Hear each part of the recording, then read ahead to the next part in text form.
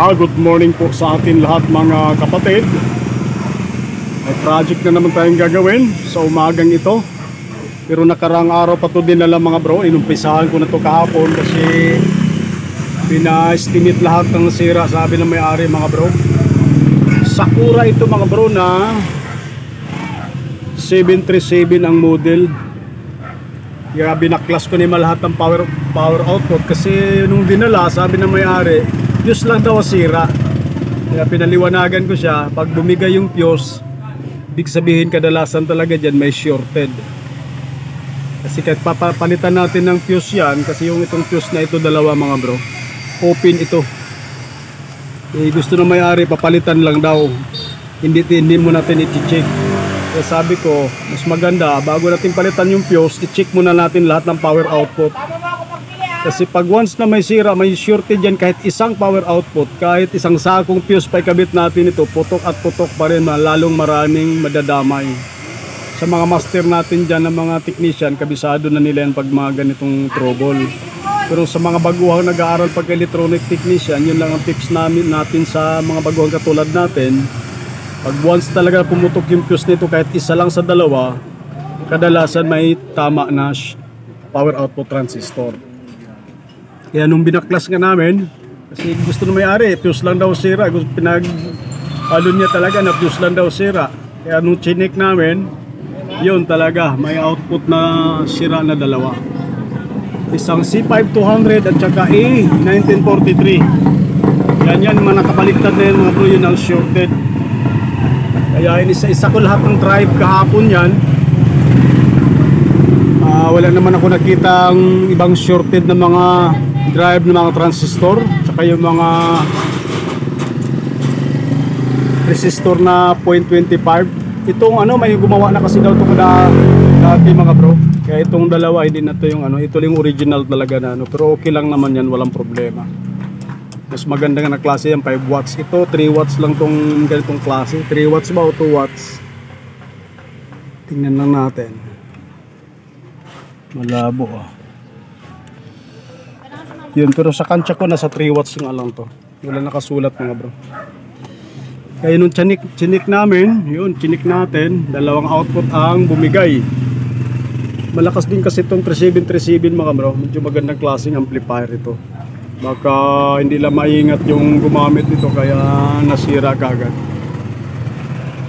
Kaya hanapan mo natin ng power output transistor. Ay hindi pala, isasalpak pa na natin sa kanyang transformer. At titingnan natin yung bias kung mag-normal na. Pag once na mag-normal na yung bias voltage niya, saka natin salpakan ng panibagong power output transistor. Magandang klase ito mga bro. 4 na filter capacitor na 10,000 microfarad na 100 volts. Mataas kasi ang supply dito mga bro. Kaya medyo malakas-lakas din to pag pang video-video okay lang sa loob ng bahay. So salpak muna natin yan mga bro sa kanyang transformer. Titingnan natin kung mag-normal na yung bias, kung pipitik na yung relay niya. Tapos pag normal na, saka natin salpakan ng power output na transistor na dalawa. So yun lang muna mga bro, update na lang mamaya. Salpak muna natin sa transformer.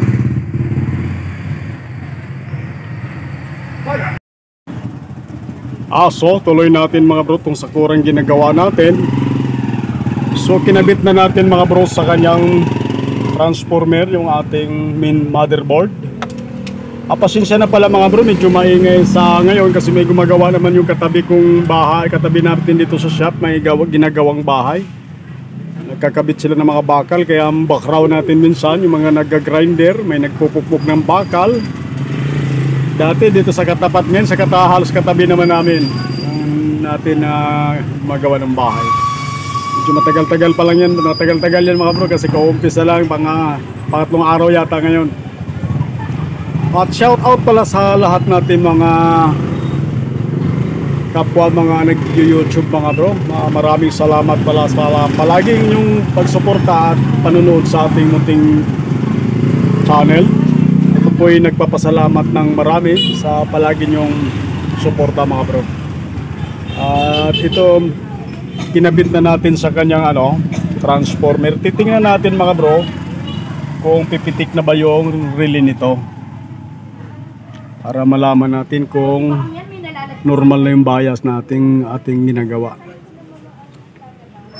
Kakabit pala natin yung sa speaker para check natin yung bias.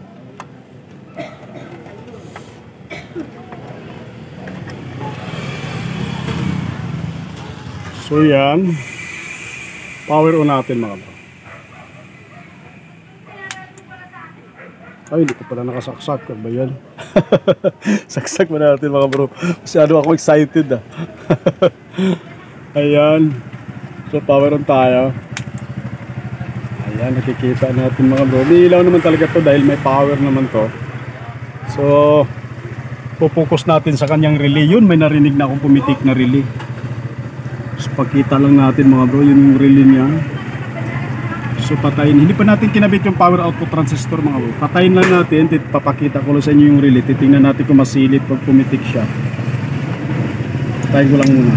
Ayun, kikita nyo mga bro, yung pinaka switch ng relay. So on ko ulit, tapos bilang tayo ng mga 5 to 6 seconds. On ko ulit.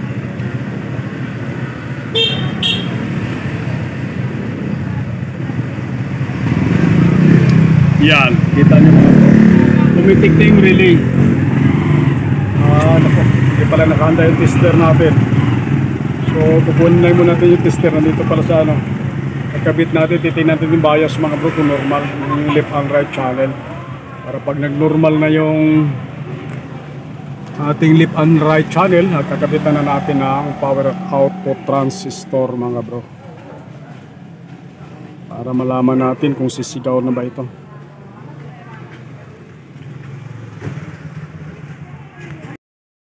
Tuloy natin mga bro itong ating ginagawa na Sakura. Nabayasan natin na mga bro at normal naman yung bias. So try natin patunugin ito nang wala pang power output transistor. Nakahang pala yung ating mga power output transistor mga bro. Gamitan lang natin ng tweeter, titingnan natin, pakiramdaman natin kung maganda na yung tunog niya, kung malinis na ba yung tunog. So try natin patunugin kasi normal naman yung bias. Yung pala yung fuse mga luma, yung luma pala mga bro nandyan. Kinabitan na natin ng bagong fuse yan na parehas ang value na 10 amperes. 10 amperes kasi yung original. Share ko lang to sa mga baguhang nag-aaral ng pagka-electronic din technician mga bro. Sa mga ganitong amplifier, kailangan importante yung fuse din. Kung anong amperahe na nakasulat dun sa fuse, pinaka the best, ganun din ang ipapalit natin na amperahe. So try natin, patunugin natin mga bro. Titingnan natin kung malinis na yung tunog, makinis tuloy. So power on tayo. Yan.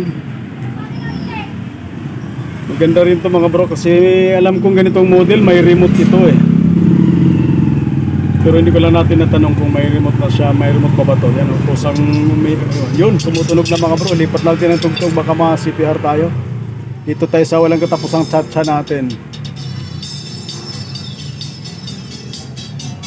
Yan, medyo mahina lang yan mga bro kasi tweeter lang at saka wala pa siyang power output transistor. Lipat pa natin ang tugtog. Yan, tayo sa walang katapusang chat-chat or ano. So kinabit muna natin sa right channel yan mga bro, makinis na. Try natin lakasan.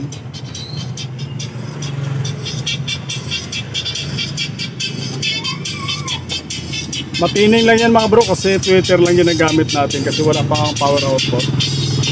So try naman natin ilipat sa ano ba to, right channel o right. Lipat naman natin sa left. Hello. So yun, ito yung right. Yan yung right. Makinis, matinis, maganda na yung tunog, malinis. So sa left naman tayo.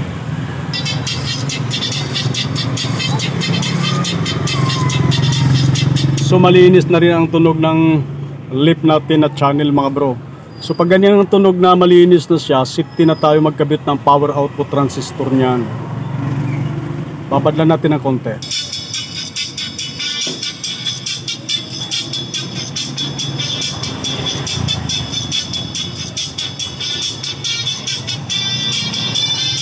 Lipat naman natin sa lip channel.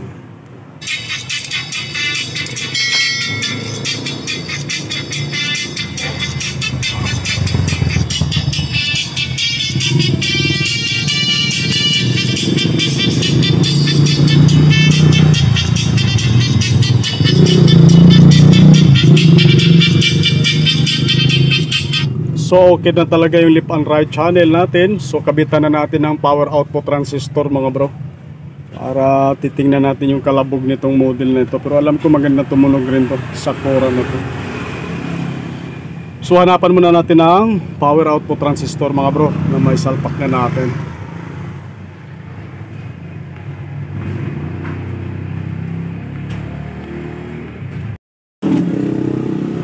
So tuloy natin mga bro.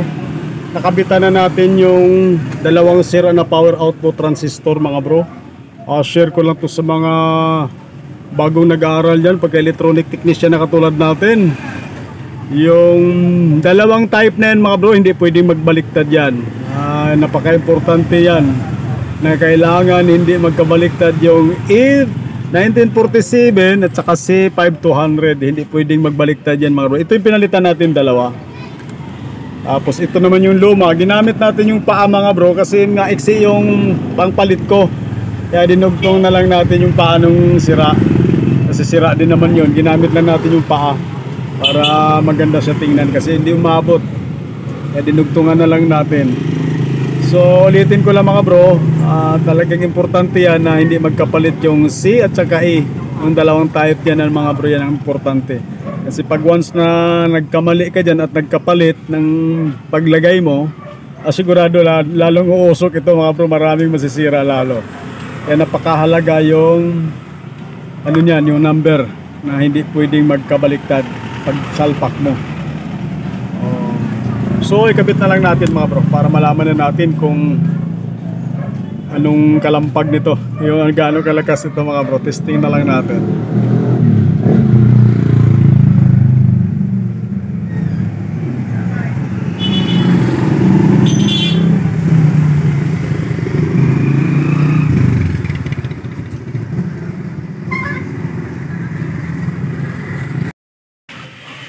At ito na nga bro, naikabit na natin yung ating pinaka power output lahat. So sound check tayo.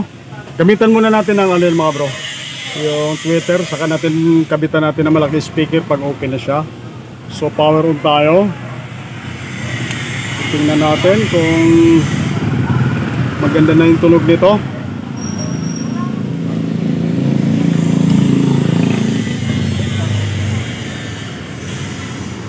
Yun, pumitik na yung relay. Ayan, tumunog na mga bro. So try natin i-volume.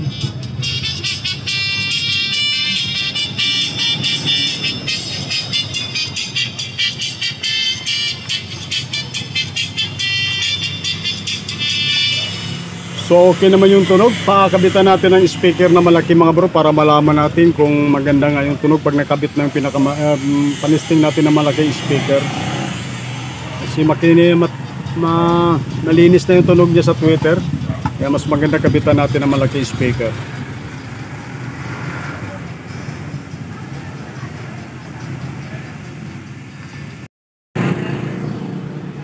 So tuloy natin mga bro, naikabitan na natin ng malaking speaker yan.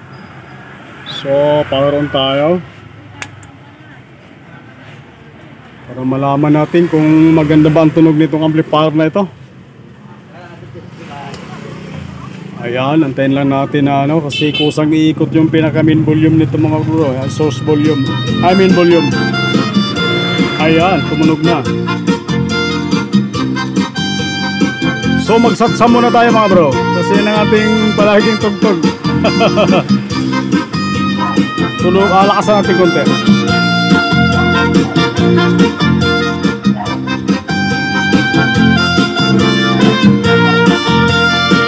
This is Sunday Diesel Cha-cha-na.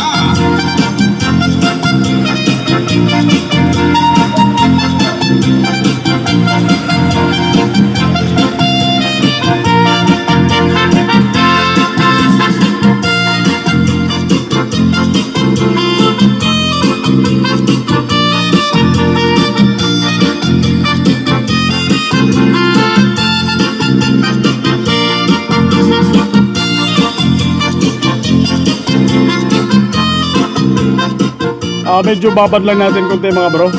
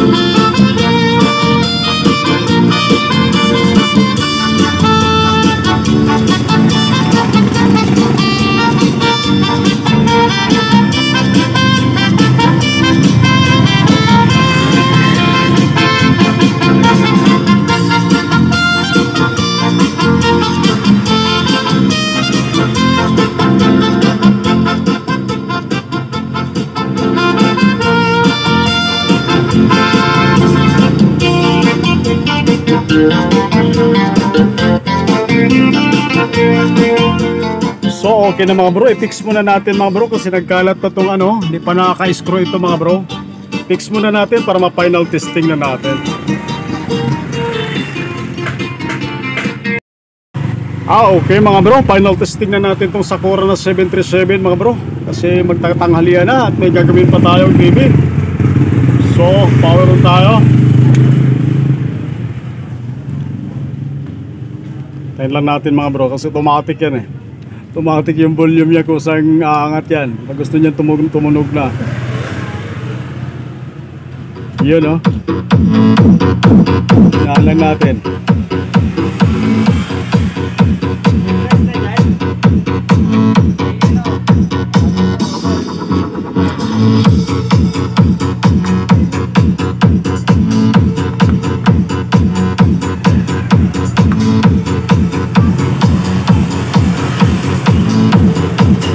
Ang base nito, baba natin konti mga bro.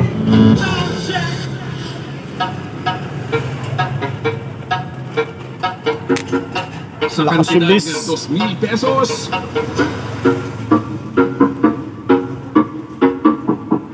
Bumbahan ang masunog amplifier.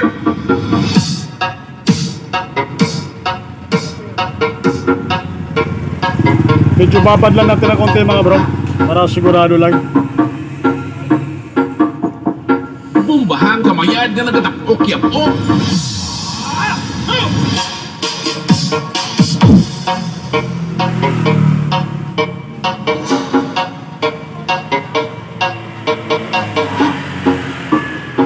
Bumbahan tudo-tudo agud mapingas unto kaupod mo.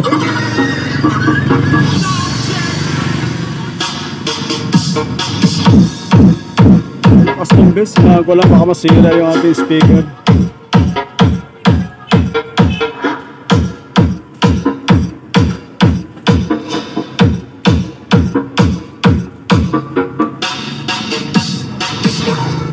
Bomba.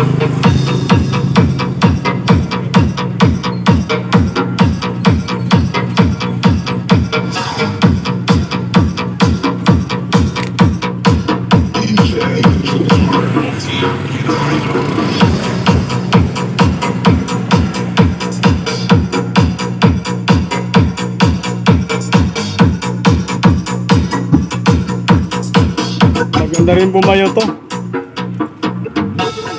Try lang nila tinilipat kung gumagaras kasi yung tugtog ko mga bro.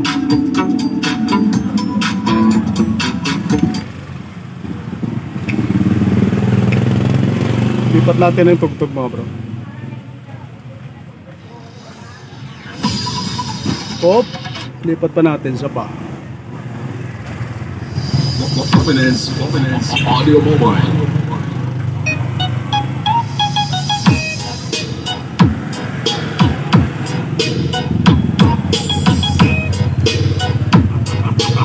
Ivan the City of Remix.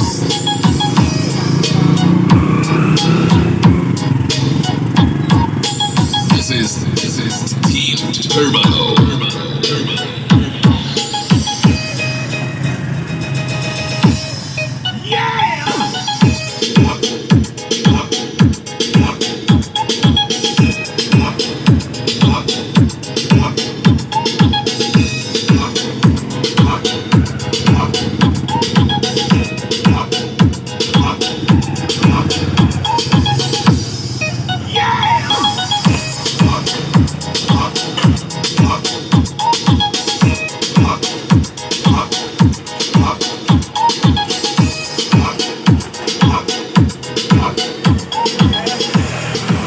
So okay na ito mga bro, itong ating Sakura na 737.